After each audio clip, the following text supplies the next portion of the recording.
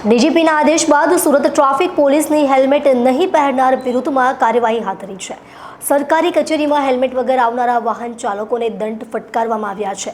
Helmet નહીં પહેરનારને દંડ ફટકારાયો તો હેલ્મેટ પહેરીને આવેલાને ગુલાબનું ફૂલ આપી સ્વાગત કર્યું હતું। હવે સુરત શહેરમાં હેલ્મેટ વગર નીકળશો તો તમારી ખેર નહીં।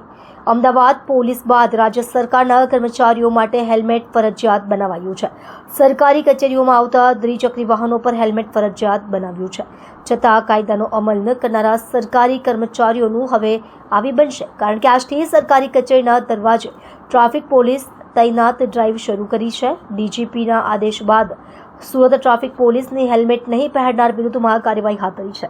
સરકારી કચેરીમાં હેલ્મેટ વગર આવનારા વાહન ચાલકોને દંડ ફટકારવામાં આવ્યા છે। હેલ્મેટ નહીં પહેરનારને દંડ ફટકારાયો તો હેલ્મેટ પહેરીને આવેલાને ગુલાબનું ફૂલ આપી સ્વાગત કર્યું હતું। પહેલીવાર હેલ્મેટ વગર નિયમ તોડનારને 500 રૂપિયાનો દંડ ફટકારવામાં આવી રહ્યો છે। બીજી વાર 1000નો દંડ ફટકારવામાં આવી રહ્યો છે। આવનારી 15મીએ રાજ્યમાં ફરજિયાત હેલ્મેટનો કાયદો।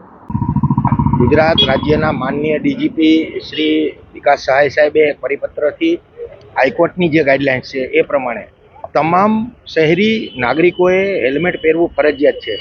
તો આ જે કચેરી આદેશ આવેલો છે એના માટે અમારા સુરત શહેરના પોલીસ કમિશનર શ્રી અનુપમસિંહ ગેહલોત સાહેબ, અમારા ડીસીપી ટ્રાફિક શ્રી અમિતા વાનાણી સાહેબ, અમારા એસીપી શ્રી ટંડેલ સાહેબ દ્વારા જે પરિપત્રની અમલવારી કડક હાથે કરવા માટે સુરત શહેરની કલેક્ટર ઓફિસ ખાતે અમારી ટીમને સૂચના કરવામાં આવેલી હતી, જેથી અમે અમારી ટીમ સાથે અહીંયા હાજર છીએ। જે લોકો હેલ્મેટ પહેર્યા વગર કચેરી કામકાજ કે કોઈ સરકારી કર્મચારીઓ જે આવી રહ્યા છે એને ફરજિયાતપણે હેલ્મેટ પહેરવું ફરજિયાત છે એવી અમે સૂચના આપીએ છીએ।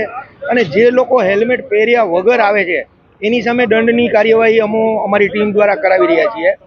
જે લોકો હેલ્મેટ પહેરીને આવે છે એનું અમે ફૂલથી સ્વાગત પણ કરીએ છીએ કે ભાઈ તમારે ફરજિયાત તમારી અને તમારા પરિવારની સુરક્ષા માટે હેલ્મેટ પહેરવું અનિવાર્ય છે, તો તમે હેલ્મેટ પહેરો।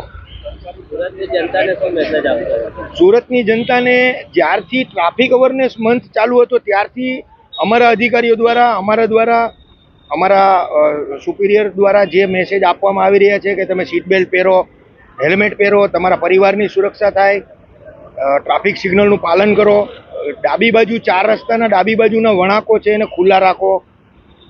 તમે ફરજિયાતપણે ટ્રાફિક રૂલ્સનું જો પાલન નહીં કરો તો તમારા વિરુદ્ધ દંડની કાર્યવાહી 15 ફેબ્રુઆરીથી ચાલુ કરવામાં આવશે।